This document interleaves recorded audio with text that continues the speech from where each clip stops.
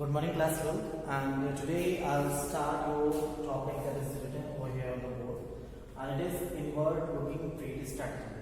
In the previous one, we have completed the max of this chapter as direction of foreign trade, जिसमें हमने USA China से imported कितना percentage होता है और चाइना से कितना हम इम्पोर्ट कर रहे हैं, कितना एक्सपोर्ट कर रहे हैं, किस कंट्री से हमारा कितना परसेंटेज है, हमने वहाँ पर फिनिश किया था लास्ट सेशन। और आज जो आपका नेक्स्ट टॉपिक है ये बहुत इंपॉर्टेंट है इस चैप्टर से, और जो ये कहता है इनवॉल्व लुकिंग ट्रेड स्ट्रैटेजी, यानी कि एक ऐसी क्या स्ट्रैटेजी यूज की गई, ऐसी क्या स्ट्रैटेजी यूज की गई इंडिया के द्वारा, यानी कि इंडिया ने ऐसी कौन सी स्ट्रैटेजी यूज की जिससे जो इनका डोमेस्टिक प्रोडक्शन का, जो डोमेस्टिक ट्रेड माने व्यापार, जो कंट्री के अंदर व्यापार चल रहे थे, यानी जो डोमेस्टिक में चल रहे थे, डोमेस्टिक ट्रेड, इसको समझ लीजिएगा। यहाँ बात की गई है डोमेस्टिक ट्रेड की, कैसी कौन सी स्ट्रैटेजी अडॉप्ट की गई इंडिया के द्वारा अपने डोमेस्टिक ट्रेड को मेंटेन करने के लिए, मैनेज करने के लिए।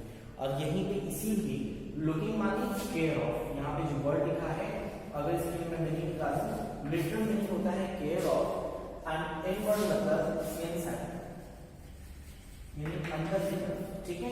यानी कि what is the mean, it means this strategy India adopted for the care of domestic trade inside of the country. It is the meaning of this heading. ये इस heading का एक प्रॉपर मीनिंग है जो ये कहता है कि इंडिया ने ऐसे क्या किया जिससे उनका डोमेस्टिक ट्रेड बचे। देखिए अब तक हमने क्या पढ़ा, फॉरेन ट्रेड की बात हो रही है, तो फॉरेन ट्रेड में हमने क्या किया, फॉरेन ट्रेड में हमने एक्सपोर्ट की बात की। इस चैप्टर में यही सबसे इंपॉर्टेंट है, एक्सपोर्ट और इम्पोर्ट। मीनिंग हमको पता है, एक्सपोर्ट माने क्या होता है, जो सामान को हम दूसरी कंट्रीज में भेजते हैं, ठीक है, वो एक्सपोर्ट होता है, और जब किसी सामान को यहाँ पर मंगाते हैं वो हमारा इम्पोर्ट होता है। अब देखिए अंडरस्टैंडिंग की बात है, मैंने आपको उसमें बताया था एक्सपोर्ट करने पर आपको मनी क्या होती है, मनी रिसीव होती है, और इम्पोर्ट करने पर क्या होती है, मनी आपको पे करनी है। यानी कि down arrow shows the money is coming to your country and the up arrow shows, upside arrow shows the money is going to the other country, यानी अदर कंट्रीज में मनी जा रही है। यहाँ पर इस बारे में बात की गई है।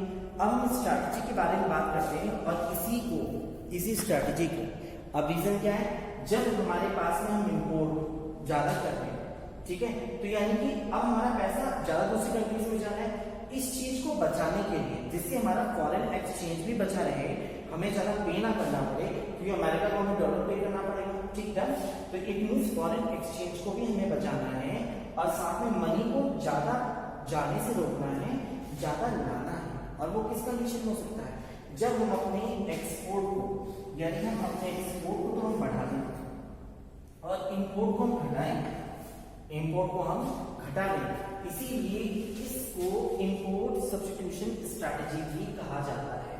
क्या कहा जाता है, इंपोर्ट सब्स्टिट्यूशन स्ट्रैटेजी भी कहा जाता है, इंपोर्ट सब्स्टिट्यूशन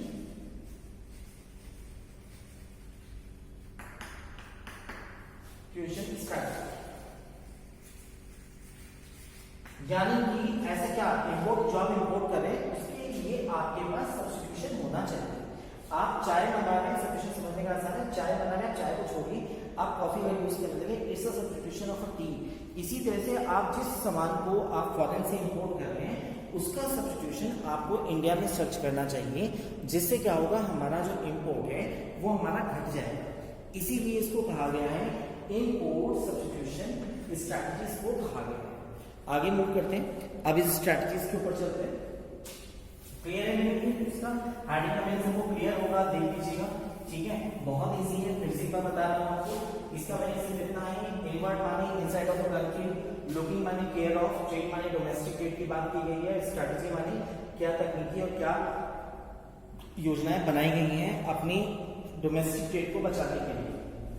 वो तभी पॉसिबल है जब आप अपने इंपोर्ट को घटाएं, और इंपोर्ट घटेगा कैसे, जो इंपोर्ट आप कर रहे हैं, आप जरूरी सामान को इंपोर्ट कर रहे होंगे, उस सामान की जगह उस दूसरे गुड को यूज कर सके जो आपको डोमेस्टिक अवेलेबल हो, जो आपको अपनी कंट्री में अवेलेबल हो, उसके लिए यहाँ बात कर सकते हैं, ठीक है। अब स्ट्रैटेजी की बात करते हैं। देखिए नेक्स्ट है आपका अब मैं कुछ पॉइंट्स लिख रहा हूं, उसे देखते जाएंगे। First one is same thing, और सेम थिंग क्या है? इंपोर्ट सब्स्टिट्यूशन मतलब क्या होना चाहिए? सर्च। मैं इजी वर्ड में लिख रहा हूं आपके लिए, search the substitution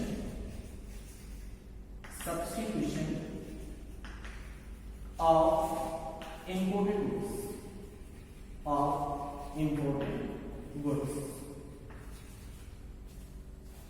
by which Indian companies could say, यहाँ पे क्या लगा लीजिए, इनकी प्रेजेंट में भी आपका काम करेगा, क्या है?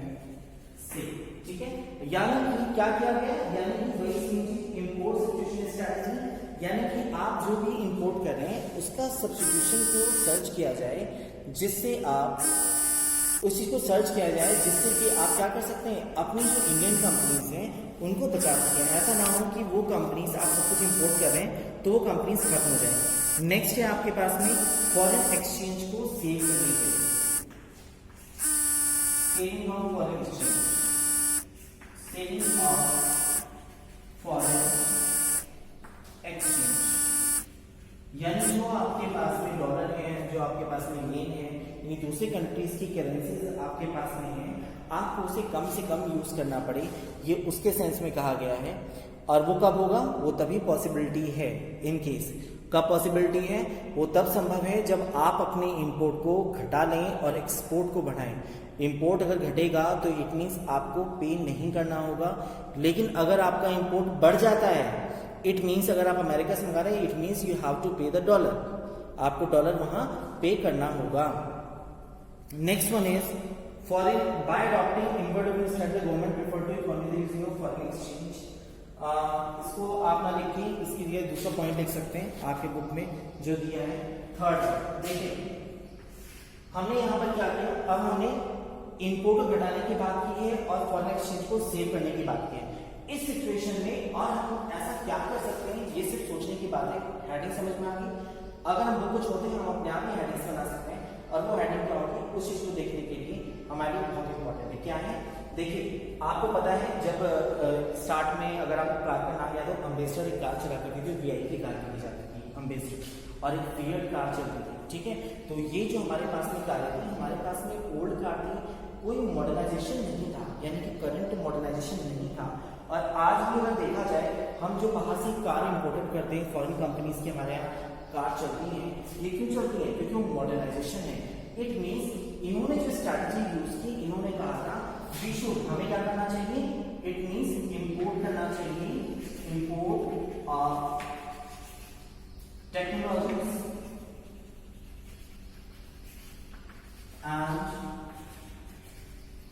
and plant and machineries. It means अगर आपके हमारे पास में इतनी एडवांस टेक्नोलॉजी नहीं है जितना डेवलप्ड कंट्रीज के पास में है, तो हमें इंपोर्ट पे ध्यान जरूर देना चाहिए।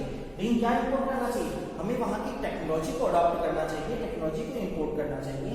जो प्लांट्स हैं, जो प्लांट्स में वहां पर यूज कर रहे हैं, क्या स्ट्रैटेजी, क्या टेक्निक्स यूज कर रहे हैं, वो अडॉप्ट करनी चाहिए, और हैवी मशीनरी को यूज करना चाहिए। मैंने प्लांट वर्ड यहाँ क्यों यूज किया है? उनके इस इंफ्रास्ट्रक्चर को जो वहाँ पे उन्होंने स्टैब्लिश किया है, जिस तरह से उसे बनाया है, आप उसके लिए उनसे कांटेक्ट कर सकते हैं और वो आपके यहाँ पर आकर, आपके कंट्री के अंदर आकर उस चीज को फॉर्मुलेट कर सकते हैं। उस तरह का प्लांट जहाँ पर कॉस्ट कम से कम हो सके, इसलिए यहाँ प्लांट वर्ड यूज किया गया है। मशीनरी, हैवी मशीनरी जो आपके पास में नहीं है। देखिए फॉर एग्जाम्पल राफेल अभी आया है, राफेल क्यों आया? क्या इंडिया प्रोडक्शन नहीं कर सकता उसकी? नहीं कर सकता, क्योंकि इंडिया के पास में वो एडवांस टेक्नोलॉजी नहीं है जो कि रूस के पास में, इसीलिए राफेल को वहां से लिया गया। तो ऐसा इंपोर्ट करना चाहिए जो आपके लिए वेलफेयर हो। तो गवर्नमेंट ने वही स्ट्रैटेजी यूज की थी। उन्होंने क्या कहा था कि हम टेक्नोलॉजीज को लेंगे, जैसे कि मेट्रो जो टेक्नोलॉजी है वो भी अडॉप्ट की हुई है, वो भी फॉरेन से ली है, वो इसे इंपोर्ट करना जरूरी है। चल इंडिया में नहीं है, इंडिया में बन भी रही है, लेकिन वो इंपोर्टेड कहाँ से है? Technology is imported from the abroad, यानी कि विदेशों से वो ली गई है। अब देखिए, अब इसके थ्रू, सबके थ्रू गवर्नमेंट क्या करना चाहिए? 4 point, government want to save the domestic companies, यानी कि डोमेस्टिक कंपनीज को बचाना चाहती थी government. Save the domestic companies, domestic companies यानी क्या करना चाहते थे वो डोमेस्टिक कंपनीज हमारे यहाँ है, इस यूजिंग इंपोर्ट सब्स्टिट्यूशन स्ट्रैटेजी को यूज करके क्या करते डोमेस्टिक कंपनीज को बचाना चाह रहे थे, जिससे क्या हो, जिससे हमारी जो कंट्री इकोनॉमी है वो डेवलप हो सके, इंपोर्ट हमारा घट सके, एक्सपोर्ट बढ़ सके, फॉरेन एक्सचेंज बढ़ सके। लेकिन जो बहुत एसेंशियल है वो क्या है, टेक्नोलॉजी, प्लांट्स एंड मशीनरी। एक और लिख सकते हैं आप fifth point, promote the domestic production, domestic production. It means domestic production को बढ़ावा देने के लिए इस स्ट्रैटेजी को अडॉप्ट करना बहुत जरूरी था। किस स्ट्रैटेजी को, कि जिससे हमारी डोमेस्टिक कंपनी बच सके और हम अपने डोमेस्टिक प्रोडक्शन को इंक्रीज कर सके।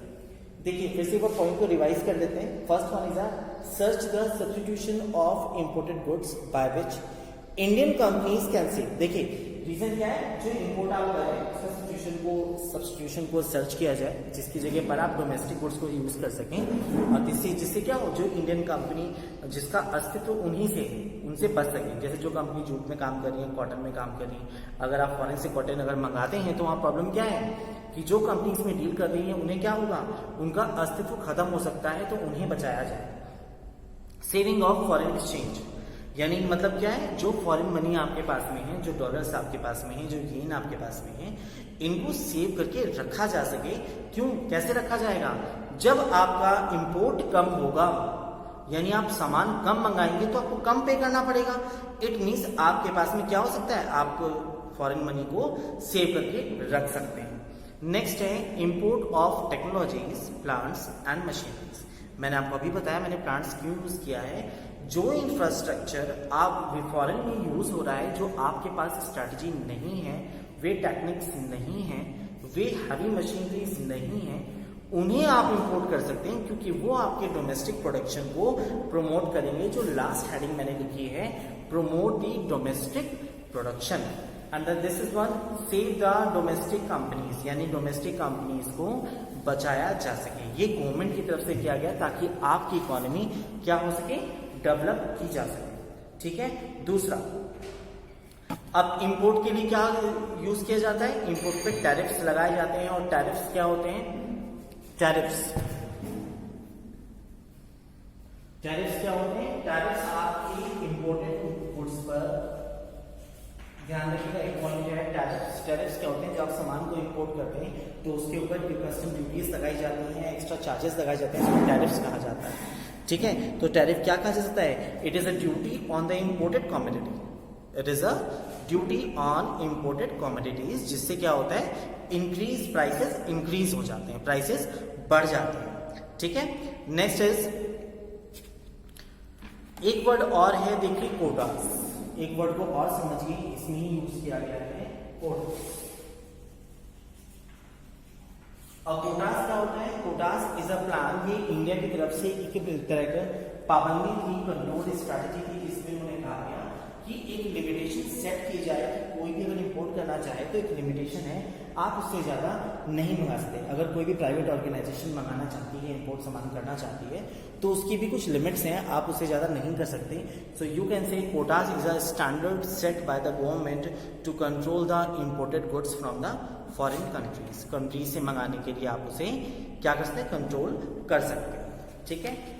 Now moving for the next, and it is the impact. अब हम इम्पैक्ट पढ़ेंगे कि इम्पैक्ट क्या होगा, किसका इम्पैक्ट, इसी का इम्पैक्ट पढ़ेंगे, और impact is are of two types, and that is the good impact and the bad impact, यानी कि अच्छे इम्पैक्ट और बुरे इम्पैक्ट। कि इस स्ट्रैटेजी को अडॉप्ट करने से ऐसी क्या चीजें हुई जो आपके इकोनॉमी पे बहुत अच्छा एक इम्पैक्ट पड़ा।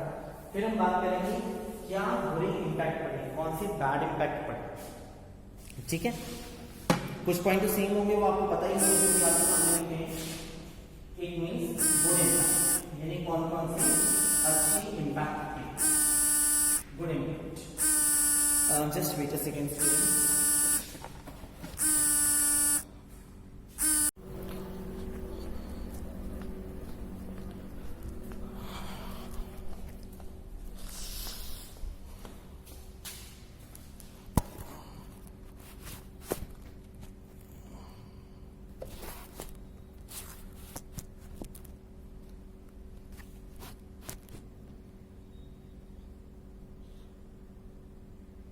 सो students, now we will read about the good impact, यानी कि हमें ऐसे इम्पैक्ट के बारे में पढ़ना है जिससे एक बहुत पॉजिटिव इम्पैक्ट्स पड़ी इंडियन इकोनॉमी पर, डोमेस्टिक कंपनीज के ऊपर, जिससे बहुत फायदा हुआ किसको? इंडिया को। इंडिया आज डेवलपिंग कंट्रीज है, बैकवर्ड में नहीं है, यानी ऐसा नहीं है कि डिक्रीजिंग में है, डेवलप कर रही है लगातार।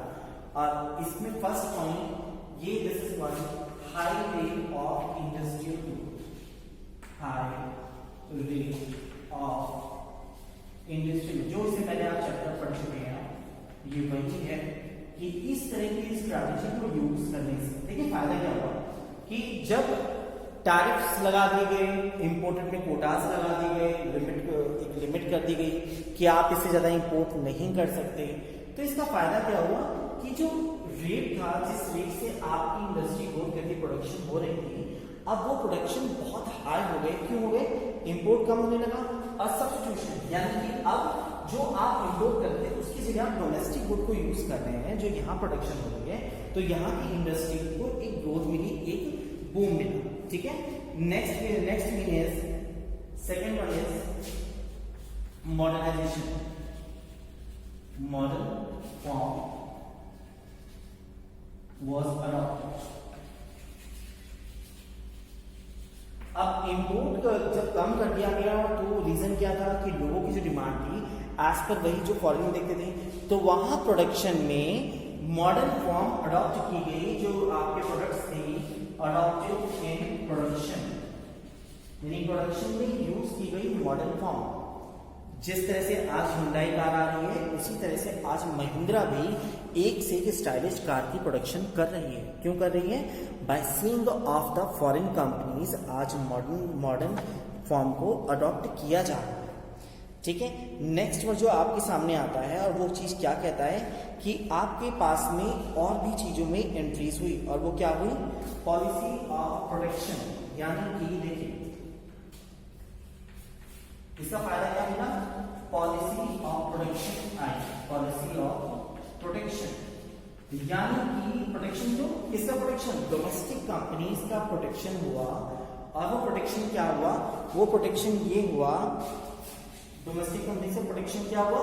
ये हुआ कि उनको सेफ मिला, एक सुरक्षा मिली जब इंपोर्ट घटा दिया गया और एक्सपोर्ट को बढ़ा दिया गया मेरी चीज में। तो इसी वजह से एक बहुत अच्छा इंपैक्ट पड़ा कि इंडिया के अंदर पॉलिसी ऑफ प्रोटेक्शन को लॉन्च किया गया।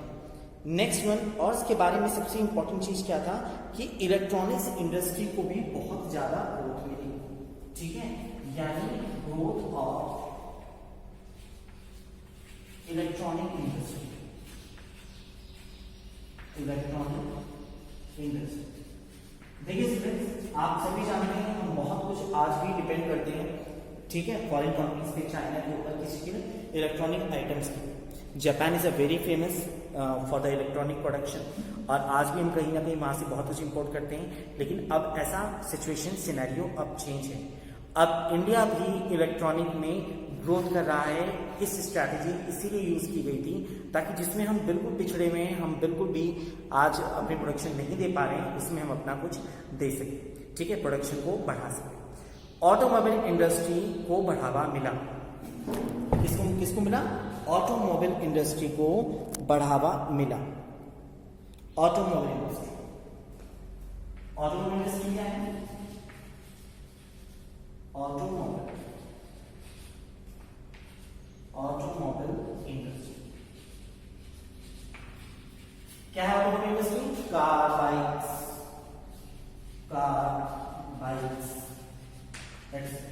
ठीक है, इसमें ई रिक्शा भी आती है। ठीक है, अब आपको पता है कि बैटरी से चलने वाली ई रिक्शा भी इंडिया में धड़ाधड़ बन रही है। ठीक है, ये सब कैसे हुआ? ये इसी से हुआ जब इन चीजों को आपने इंपोर्ट किया ही नहीं, तो कहीं ना कहीं सब्स्टिट्यूशन ढूंढा गया, और क्या मिला? आज आपके पास में जो मैन पावर रिक्शा होती थी, पहले चलती थी, उसकी जगह ई रिक्शा चलती है। And this is the, you can से, a part of a automobile industry, जिसमें बहुत बड़ी ग्रोथ मिली। और नेक्स्ट है जो बहुत इंपॉर्टेंट पॉइंट है, and that is opportunities of investment. Sixth one point is opportunities of investment. Fifth one है, sixth में आता है opportunities.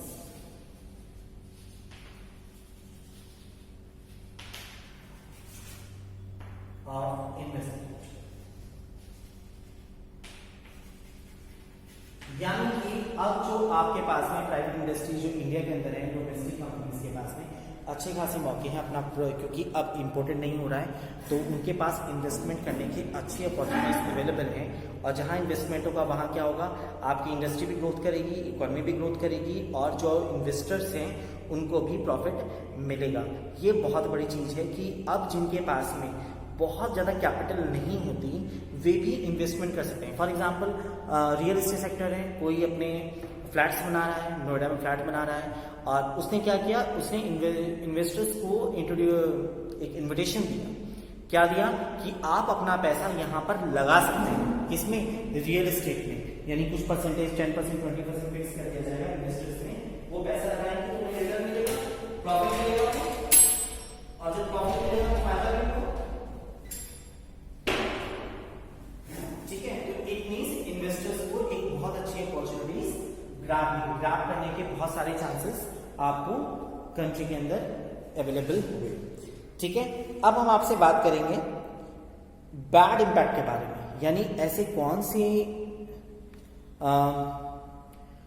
एक चीज मैं आपको पहले बता दूं इससे पहले कि सनराइज इंडस्ट्री एक टॉपिक है यहाँ पर, और सनराइज इंडस्ट्री ध्यान रखिएगा, कभी आप कंफ्यूज हो जाए कि जब भी कभी इलेक्ट्रॉनिक इंडस्ट्री है, इस इंडस्ट्री को क्या कहा जाता है, सनराइज इंडस्ट्री, यानी ऐसी इंडस्ट्री जिससे चमक पैदा होता है। ध्यान रखिएगा, electronic industry is also called the sunrise industry and it was the name that is launched in the 1952 to 1955, यानी 1950 से 1955 के बीच में एक सनराइज इंडस्ट्री के नाम से एक पॉपुलर वर्ड हुआ जिसके अंदर इलेक्ट्रॉनिक इंडस्ट्री आती है।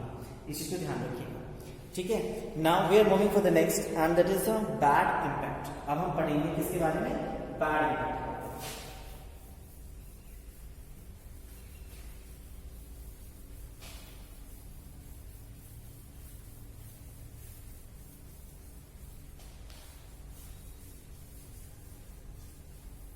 देखिए, हमेशा ये बात कही जाती है every coin has two effects, एक सिक्के के दो पहलू होते हैं। जब सिक्का उछालते हैं उसके दो होते हैं, कुछ अच्छा होता है कुछ बुरा होता है। अगर कुछ अच्छे इम्पैक्ट है तो नॉर्मल सी बात है, कुछ बैड इम्पैक्ट्स भी जरूर नहीं होंगे, चाहे कुछ भी हो, कुछ ना कुछ बैड इम्पैक्ट्स जरूर होते हैं। और वो क्या होते हैं, public monopolies, that was public monopolies, यानी कि government sector, public monopolies.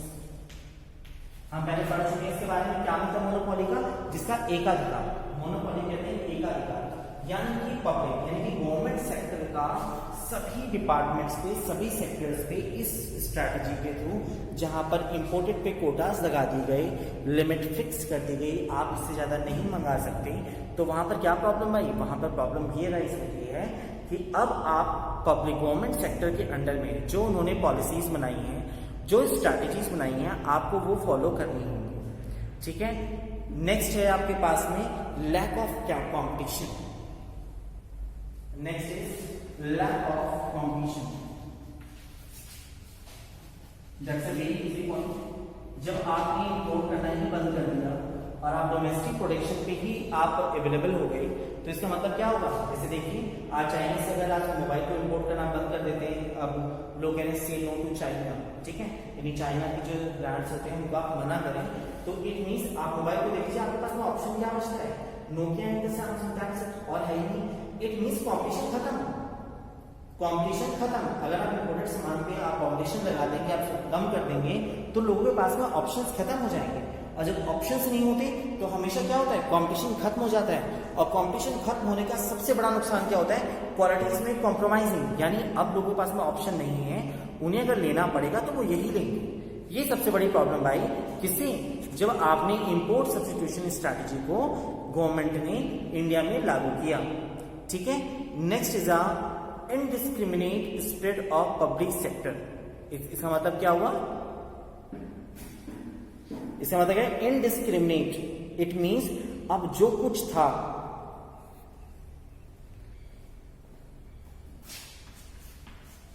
Indiscriminate,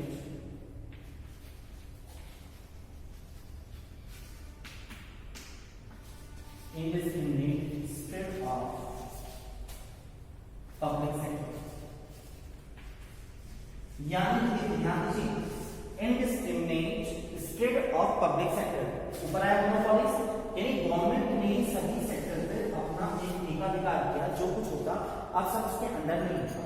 तो यहाँ पे क्या हुआ कि स्प्रेड माने फैलाव, यानी हर जगह अब गवर्नमेंट का इंटरफेरेंस है, जिससे क्या हुआ इन्वेस्टर्स घटने स्टार्ट हो, यानी अब इन्वेस्टमेंट का मौका तो मिल रहा है लेकिन इन्वेस्टर्स की जो संख्या है वो घट रही है, क्योंकि वहां पर क्या है, वहां पे गवर्नमेंट इंटरफेरेंस बहुत ही ज्यादा हो गया है। ठीक है, नेक्स्ट मोमेंट है आपके पास में, और क्या चीज है कि आपको पॉलिटिकल इंटरफेरेंस बढ़ गया।